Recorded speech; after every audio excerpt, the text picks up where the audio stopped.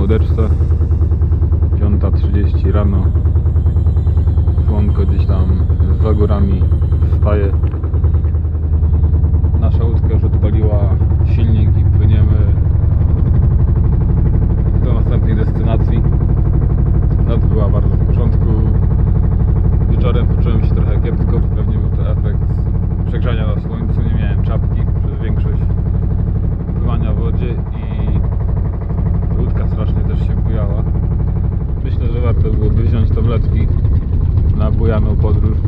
Oprócz tego naprawdę podczas całego dnia chronić swoją głowę i ciało, bo słońce grzeje tutaj mocno. Jak zdrów, Kolu? Jak Ci się podobała noc?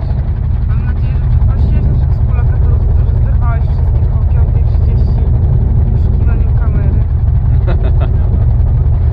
Tak zrobię, postawię dzisiaj wszystkim piwo. Nie wiem gdzie, jak tu jest. O poranku wyglądasz najładniej. Na księżyc.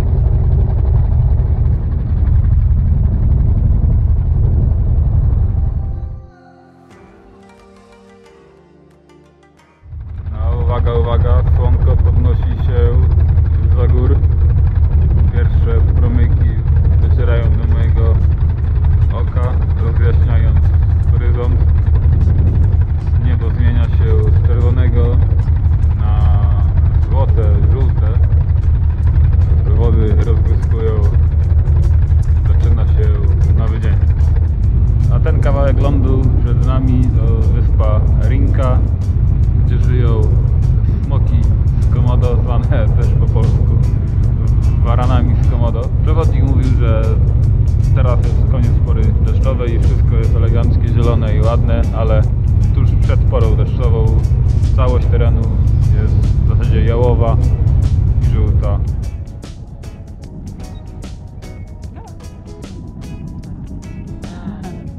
Two of them. There are more. There are more, I think, but they are small. A,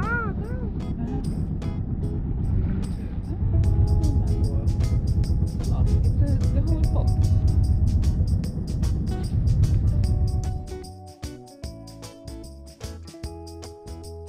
Podczas wycieczki obcowaliśmy przez kilka dni z kapitanem, panem, który gotował i pomagał w codziennych obowiązkach, oraz z młodym chłopakiem z biura, który był też tłumaczem. Czas z nimi spędzony rozjaśnił nam umysły. Zaskoczyli mnie swoim spokojem, dbałością o rzeczy proste, ale ważne i szczerym uśmiechem, którego dawno już nie widziałem. Gdy my pływaliśmy w okolicznych wodach lub udawaliśmy się na eksplorację wysp, kapitan zarzucał haczyk z linką i śpiewając sobie pod nosem spokojnie, czekał na kilka kropel szczęścia. Wieczorami chętnie z nami przesiadywał i opowiadał, jak wygląda jego praca. Okazuje się, że większość roku żyje na łodzi i obwozi turystów, a od czasu do czasu wraca do swojej wioski i rodziny. Łódkę nazwał na cześć syna. Pan kucharz z kolei, oprócz tego, że smak jego potraw opartych na sosie z orzeszków ziemnych, pamiętam do dzisiaj, był chodzącym spokojem i uśmiechem w jednym. Często przesiadywał na dziobie i oglądał okolice. To on wypatrywał wszystkie wodne atrakcje, które mieliśmy okazję zobaczyć. Młody przewodnik w czasie wakacji dorabiał, pracując w turystyce, żeby potem opłacić sobie szkołę. Spał tam, gdzie zasnął, a na wyprawę wybrał się tak, jak stał. Energia i wewnętrzny spokój bijące od załogi sprawiły, że mógłbym tak z nimi pływać bez końca, nie licząc na jakikolwiek zysk, bez tęsknoty za internetami, sklepami, restauracjami i wygodnym łóżkiem.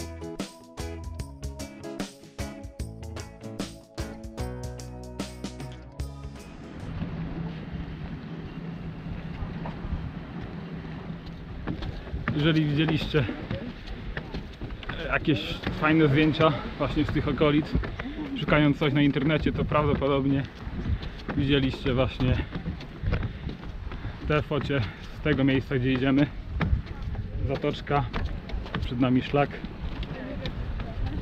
Wybieramy się na punkt widokowy, z którego jest niesamowity pogląd i ogląd sytuacji dookoła. I już nie mogę się doczekać. Koło zielone krainy, wielkie skały i naprawdę fajne zatoczki. Zatrzymując się tutaj, dotarliśmy do Parku Narodowego Komodo, wyspa Komodo główna jest gdzieś tam. Jest dosyć duża i rozległa. Żyją na niej również te gady, te smoki. Jak widać, teren górzysty, porośnięty lekko trawką. Bardzo takie łagodne i przyjemne krajobrazy. Plaża kamienista z tej strony, natomiast z tamtej bardziej piaszczysta. Wody obmywają wszystko.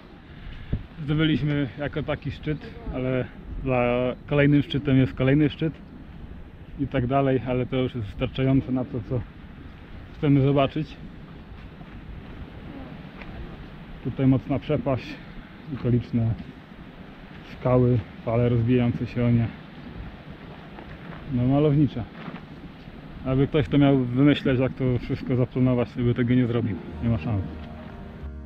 Wyspa Padar po Komodo i Rinche to trzecia największa wyspa parku Komodo.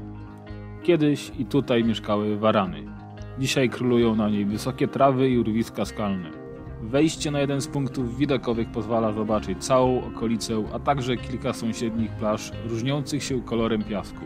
Po jednej stronie wyspy zobaczyć można plażę z czarnym piaskiem, a po drugiej z białym.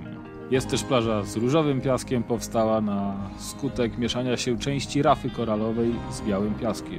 Widok jest tak zróżnicowany, że gapić się można na okolicy przez długie minuty, a żadne zdjęcie czy też film nie odda przestrzeni i kolorów tego miejsca, przystrojonym dodatkowo dźwiękiem fal i ciepłym wiatrem egzotyki owiewającym tutejsze pagórki. Praktycznie każda z tych wysepek i plażuni jako osobliwość mogłaby być naprawdę wielką atrakcją, ale jest tu tego tak dużo i tak gęsto, że trudno to ogarnąć. I to sławne miejsce, z którego każdy stryka sobie focie, a dlatego, że widok są niesamowity. Z jednej strony plaża, z drugiej plaża, tutaj łódki. Cała wyspa się w zasadzie schodzi w tym X-ie, a po wszystkich jej stronach plaże i zatoki. Widok warty wysiłku przyjazdu tutaj, ale też mocno oblegany.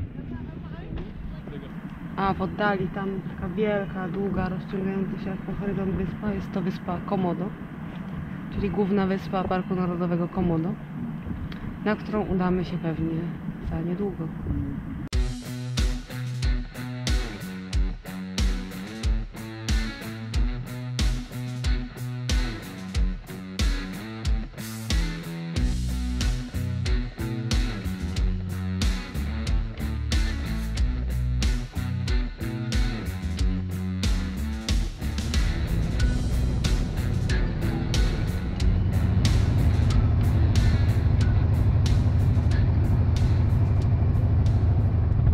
Płyniemy tak kolejny dzień przez bezkresne wody Indonezji. Tu wyspa, tam wyspa, wszędzie wyspa. Piękne, nabrzeżne plaże czy też zatoczki. Docieramy w końcu do wyspy Komodo, która jest dość sporą wyspą i na niej to ponoć żyją największe gatunki waranów z Komodo. To właśnie tutaj.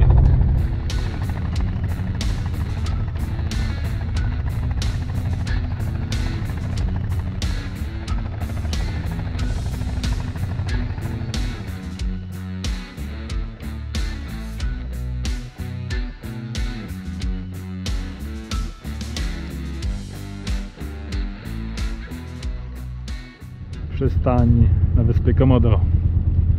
Sporo łódeczek, wielkie też molo wybudowane. Tam pewnie gdzieś baza strażników. I smoki pochowane tutaj w tych krzaczorach.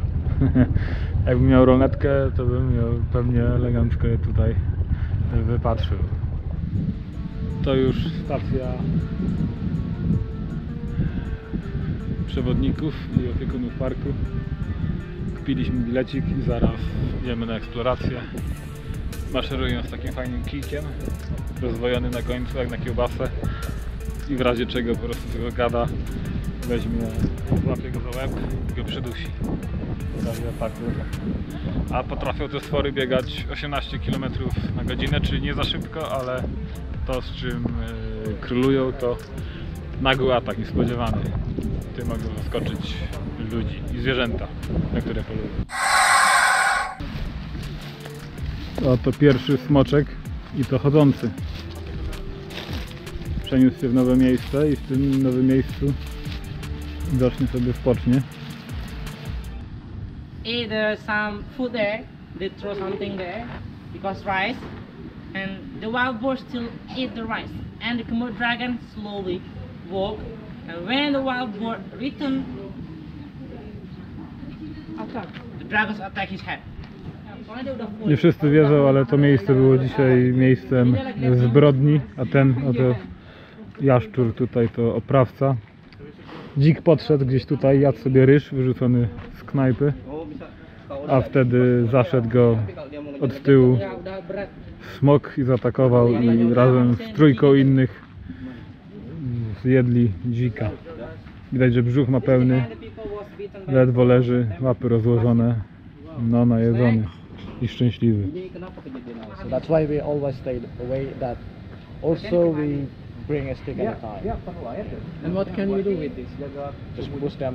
Ya, jadi kemarin itu perlu air untuk menjaga suhu tubuh. Misal, kita sudah mulai. It could be, but it's not. I mean, sometimes not because Jadi if akan they feel memutar like air hungry ke laut and really hungry, so they don't care about Dia the akan stick. berenang Maybe ke it's dalam one. sampai 15 meter. Smoki, albo przynajmniej jeden pogryz tego jelenia, który sobie tam spaceruje, a że ma truciznę w swoich zębach czy w ugryzieniu, to ta trucizna strasznie spowalnia wszystko, co on gryzie, czy to człowiek, czy na przykład jeleń. I ten jeleń, mimo że uciekł smokowi, to pewnie niedługo umrze.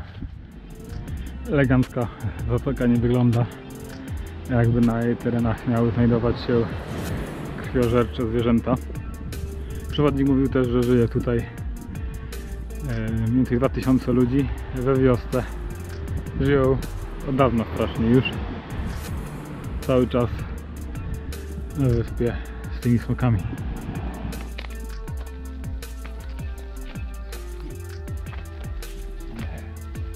Tutaj gdzieś w tych krzakach czai się smok. Właśnie pojawił się wąż w okolicy, na tym mostku.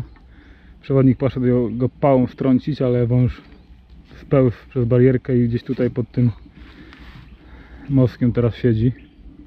I bardzo był szybki, był zielony. W poszukiwaniu smoków opuszczamy się bardziej w krzaczory. Lekko nas odcudziły informacje i filmy, jak smoki pożerają jelenia czy dzika. Tak samo jak wąż, którego przed chwilą widzieliśmy. Więc teraz większą bacznością przemierzamy las. Smoki o tej porze, czyli w dzień, generalnie relaksują się gdzieś w cieniu lub w jakichś dziurach, z tego co mówi przewodnik, i tam dogorywają nocy. W nocy natomiast śpią, a jak się już wyśpią, to właśnie rano wtedy mają polowanka i szukają jej zdobyczy.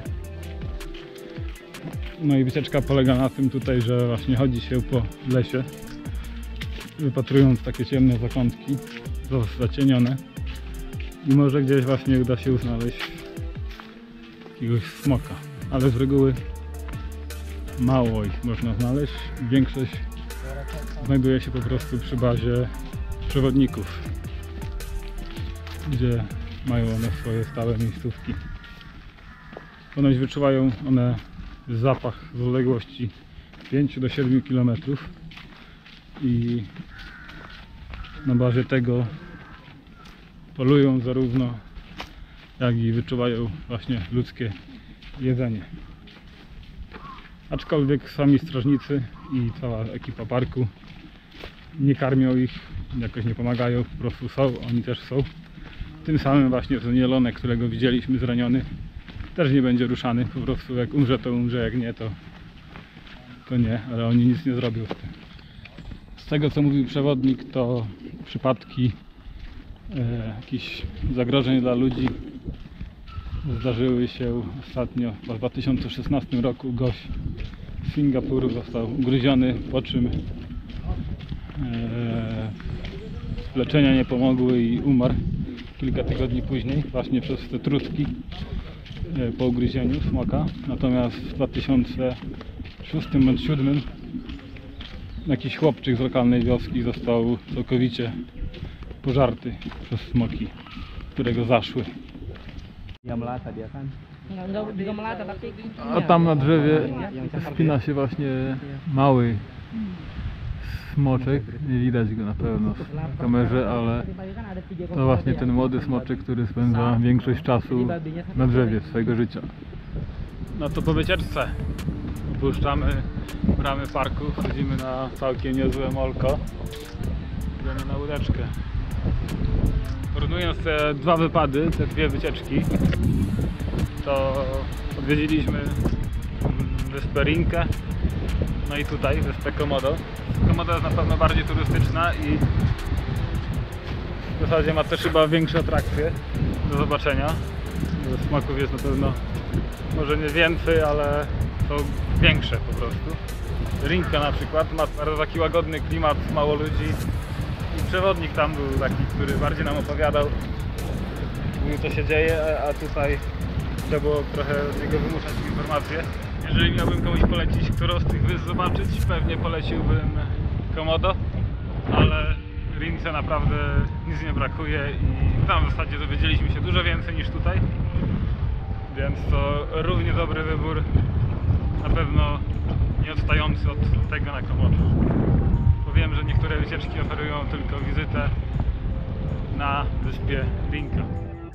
Łatwo zauważyć, że waranom z Komodo daleko do smoków czy dinozaurów pod względem rozmiarów i dynamiczności działania, a w dzisiejszym świecie łatwo jest zobaczyć coś większego i bardziej spektakularnego. Dla nas wyjątkowość smoków polegała na odległości i samej podróży, którą trzeba przeżyć, aby dotrzeć do kilku niewielkich wysp położonych na drugim końcu świata, gdzie można spotkać te zwierzęta w ich naturalnym środowisku. Smoki z Komodo są królami tam, gdzie żyją. Potrafią rozprawić się z bawołem, jeleniem i dzikiem. Wyczuwają zapach z odległości kilku kilometrów. Zdołały wspiąć się na samą górę łańcucha pokarmowego, stając się niepokonanym drapieżnikiem w swoim otoczeniu, a przy tym największą jaszczurką na świecie.